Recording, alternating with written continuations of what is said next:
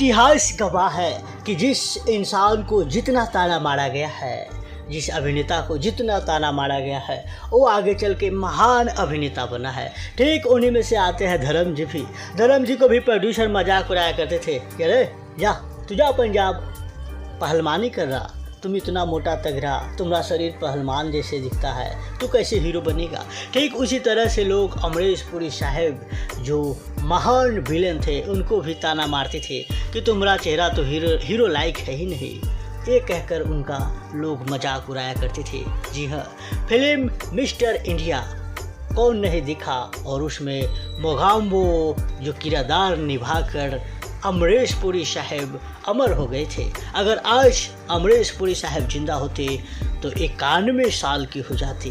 22 जून 1932 को पंजाब के नभाल शहर में जन्मे अमरीश पुरी साहब ने 1970 में आई फिल्म प्रेम पुजारी से अपने करियर की शुरुआत की थी।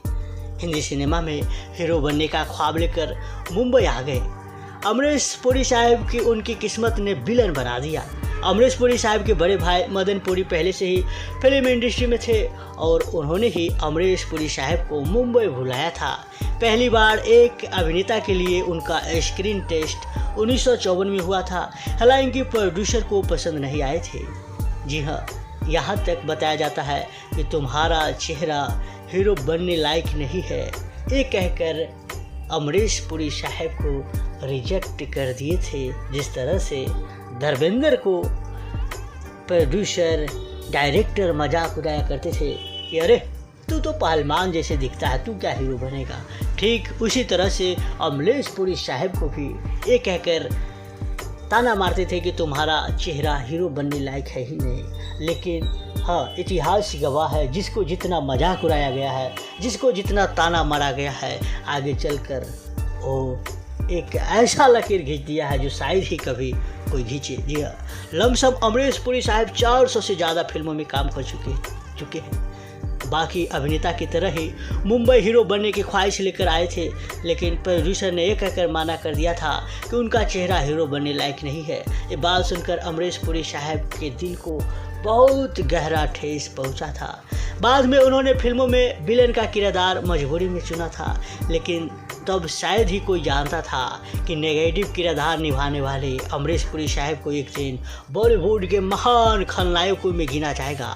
अमरीश पुरी साहब भले ही आज हमारे बीच नहीं है, लेकिन वो आज भी फिल्म इंडस्ट्री के सबसे मशहूर विलेन में से एक है।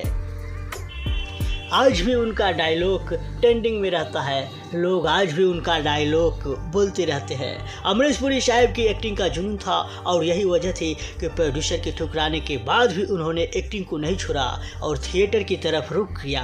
1971 में डायरेक्टर सुखदेव ने उन्हें रेशमा और शिरा के लिए साइन किया, लेकिन उस वक्त तक उनकी उम्र सिर्फ 40 साल का ही था। जी हाँ, लेकिन फिल्म में अमरीश पुरी साहब को ज़्यादा रोल नहीं दिया गया, जिस वजह से उन्हें अपनी पहचान बनाने में और समय लगा।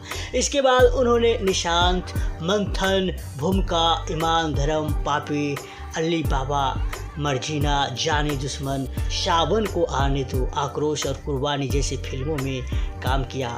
अमरीश पुरी साहब की असली पहचान 1980 में आई फिल्म हम पान से मिली। इस फिल्म में उन्होंने दुर्योधन का किरदार निभाया था, जो काफ़ी चर्चा में रहा था। इसके बाद विधाता और हीरो जैसे फिल्मों में अमरीश पुरी साहब को खलनायक के तौर पर स्थापित कर दिया गया।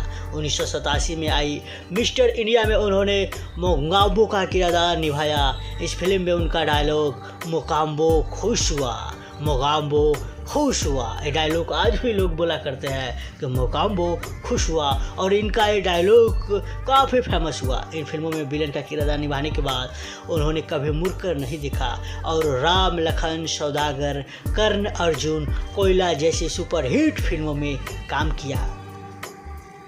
लेकिन नेगेटिव रोल से शुरुआत करने वाले अमरीश पुरी साहब ने 90 के दशक में पॉजिटिव किरदार निभाना शुरू कर दिए। उनका कद काफ़ी बढ़ चुका था और कई बार ऐसा भी होता था कि मुंह मांगे फेस न मिलने पर वो फिल्म छोड़ दिया करते थे। जी हाँ, वो जैसे राजेश खन्ना साहब अपनी फिल्मों में जो फिल्म करने के लिए प्रोड्यूसर को मुंह मांगा पैसा मांगते थे, ठीक उसी तरह से विलन अमरीश पुरी साहब भी मुंह मांगा प्रोड्यूसर से फीस लिया करते थे।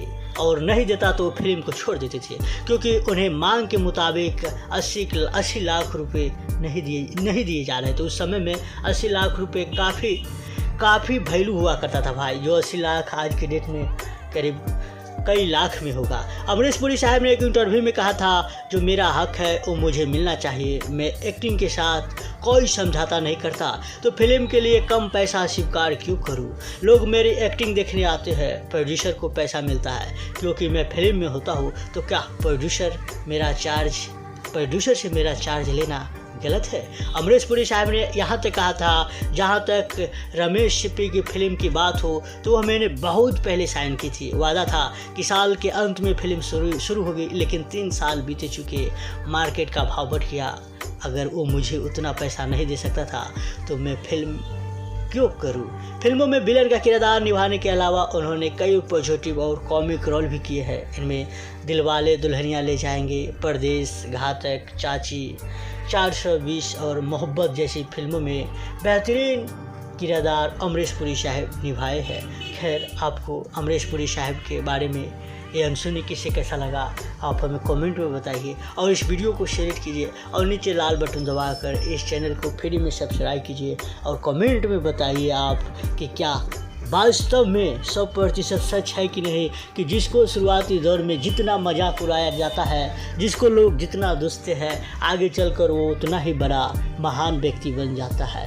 ये बात हमने सुना भी है, और 1-2 अभिनेता नहीं, कई अभिनेता के बारे में सुना है, और मुझे 100% सच है। क्या आपको क्या कहना है कि हाँ, जिसको जितना मजाक उड़ाया जाता